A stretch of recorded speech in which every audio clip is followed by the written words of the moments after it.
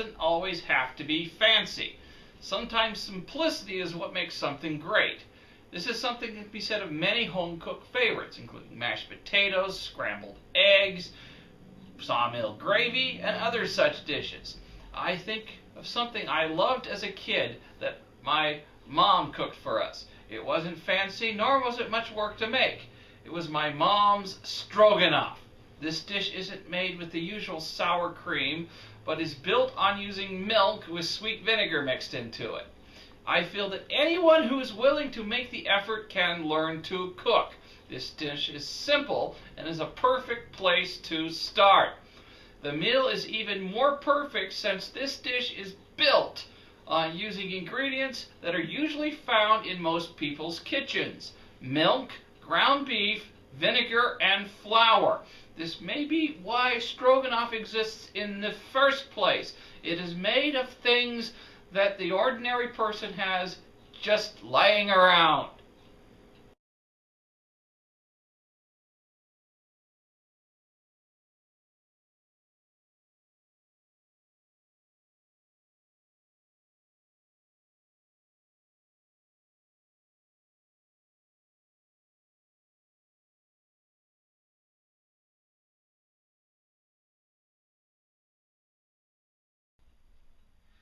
Start by measuring out 3 cups of milk and stir into it 2 tablespoons of cider vinegar or sweet pickle juice.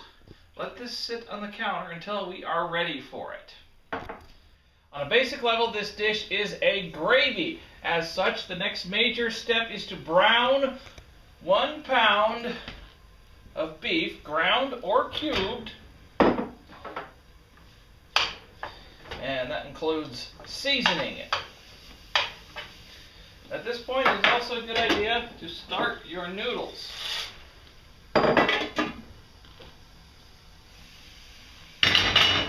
Seasoning includes garlic, a bit of Boone Spice, a couple of pinches of salt, and some black and white pepper.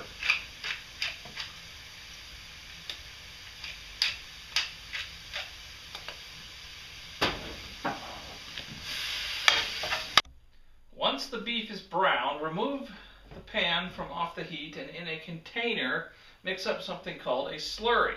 A slurry is another way to add flour into a sauce like a roux.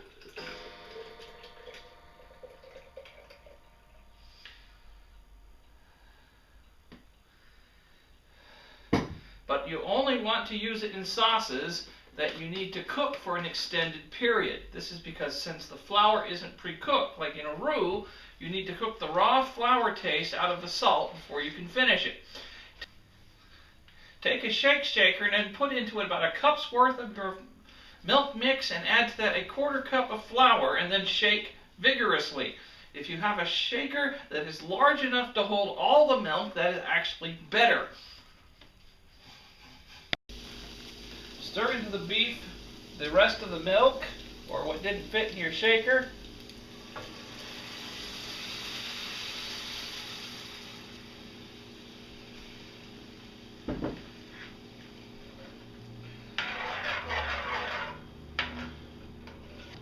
Then stir in slowly your milk with the flour in it.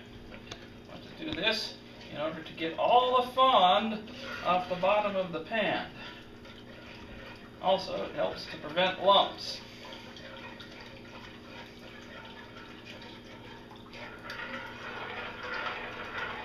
It does help that sometimes if you have an assistant pouring the milk for you, but it's not necessary.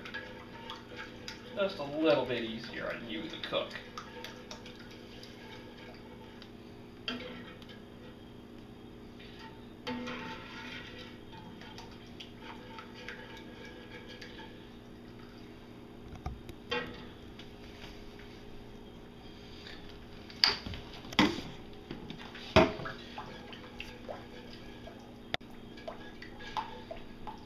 Not everyone will have a shake shaker that big, so we did it this way.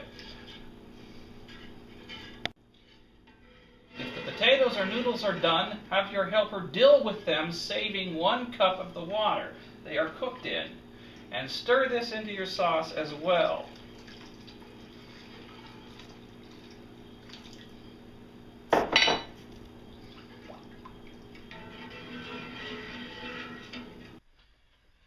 Cook this down until it becomes a smooth milk sauce. Sprinkle over the sauce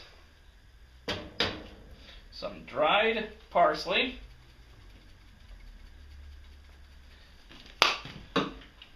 and set on low until you are ready to serve. Cover with a lid. And that's all there is to it. To serve, place on the plates a portion of potatoes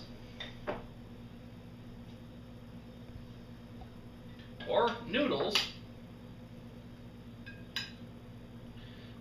and just pour on the sauce.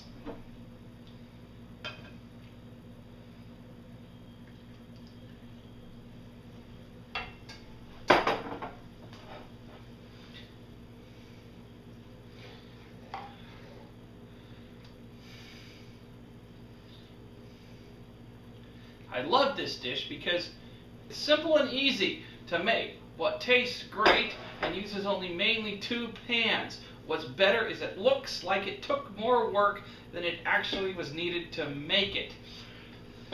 Now for a decorative touch, sprinkle on some more of the dried parsley and a little black pepper.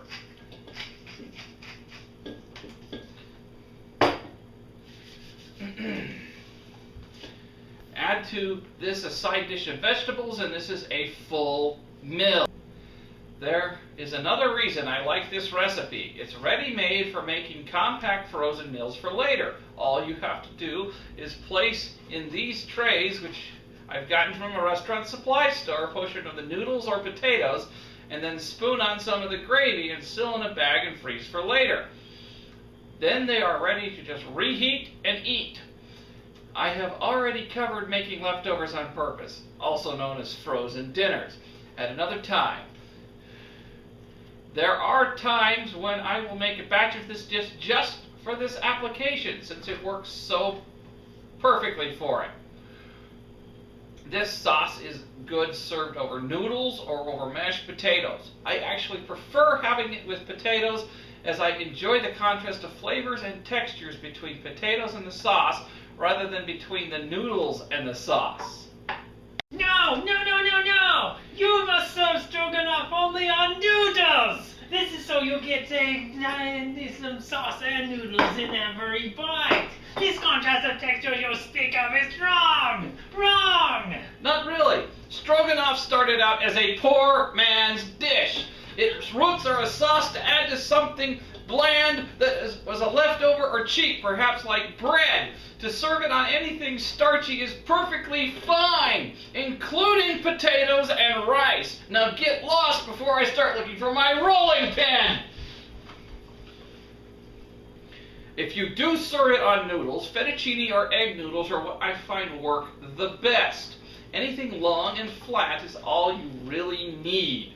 So in a pinch, spaghetti will work just fine. As far as service, the sauce can be stretched easily to serve as many as are required. All that is needed is to make enough of the noodles or potatoes. Just don't thicken the sauce as much for a larger group.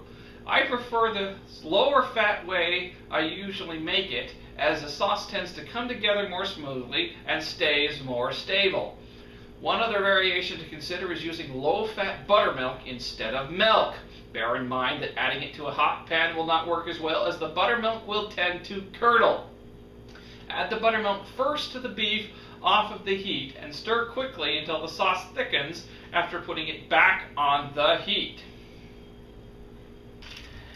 Excellent, excellent! Ha! The homegrown guy is gone! Ha! Now, I will show you how this is really done. Start with the meat. 1 pound of cubed meat.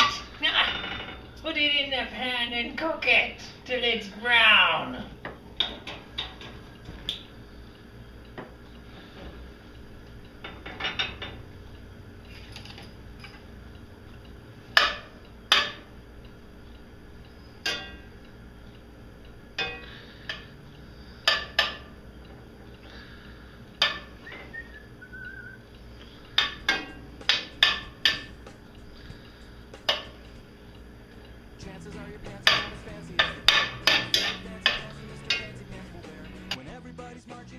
Add some salt. Yes. Heavy pinch of salt. Garlic. Gotta have garlic. Everything's right. Now stir this until the meat is brown.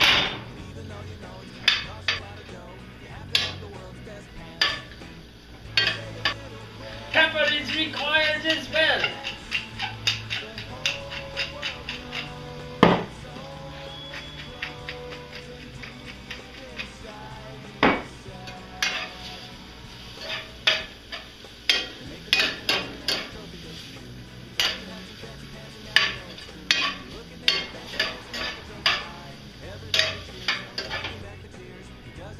When the meat is brown, add mushrooms. It's gotta have mushrooms because mushrooms and Russians and Stroganoff is Russian, so Russians like mushrooms. So it's gotta have mushrooms to be Stroganoff. There is logic in what he says.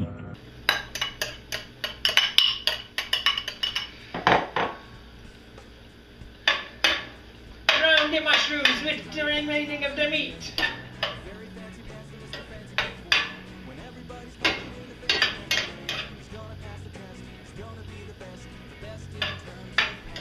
When the mushrooms are browned and the liquid is boiled away. Now is the time to start the sauce.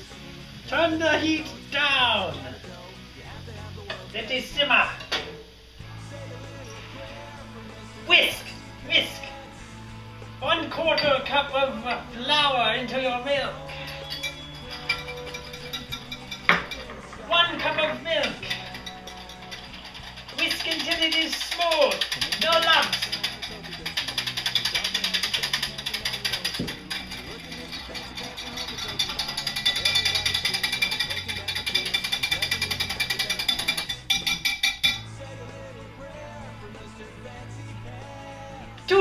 Add 2 cups of sour cream.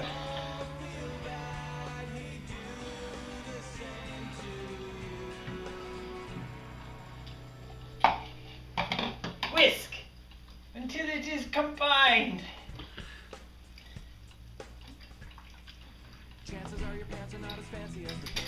Whisk until it is combined.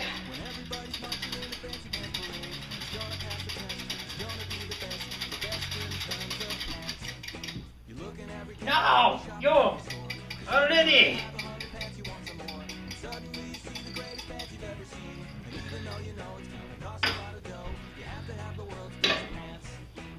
To the meat, add the sauce.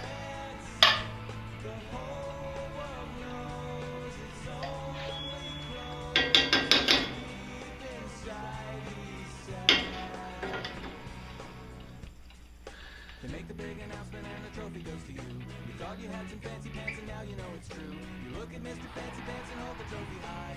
Everybody cheers while he's blinking back the tears. He doesn't even have the best pants. Say a little prayer for Mr. Fancy Pants. Blend it together.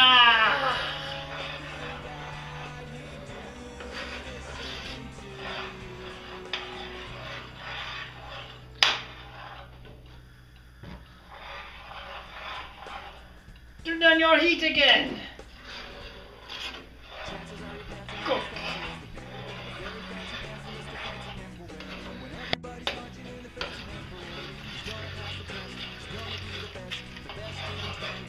You fat phobia types who don't like sour cream can substitute it with plain yogurt.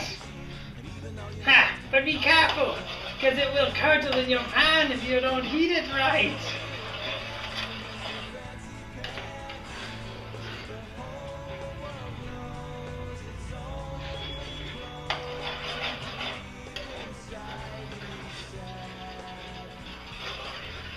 Continuously mix this and cook it on a low heat. Keep stirring. Do not stop, or else you will ruin it. It will get lumpy and then it will smooth out again. You must have patience. If you find it is still thick, add 1 cup of broth to this mixture. Keep stirring.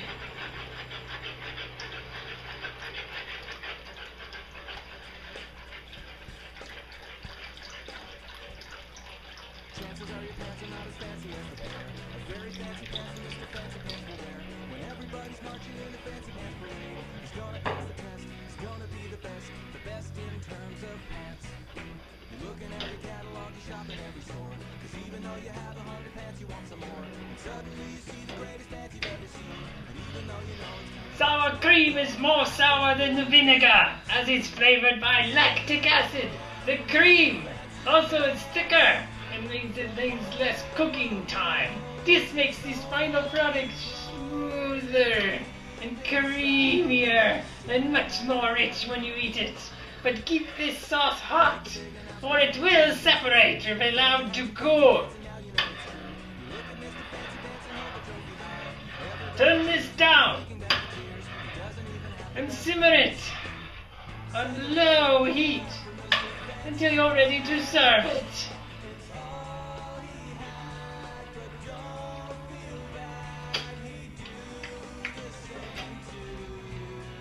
Salt it according to taste, and add some more flavor if wanted. Black and white peppers, perfectly fine. No need for your fancy blends. fancy as the pair. A very fancy pants and Mr. Fancy Pants will wear. When everybody's marching in the fancy pants parade, he's gonna pass the test. He's gonna be the best. Serve it on noodles, like I said. You look in every catalog, you shop in every store. Cause even though you have 100 pants, you want some more. And suddenly you see the greatest pants you've ever seen. And even though you know it's gonna cost a lot. Yum, yum, yum. This is how it's done. Last step, most important. Garnish. You must garnish. Voila.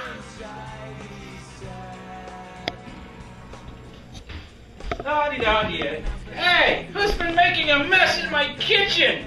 This is a disaster. Blinking back the tears, he doesn't even have the best pants. Say a little prayer for Mr.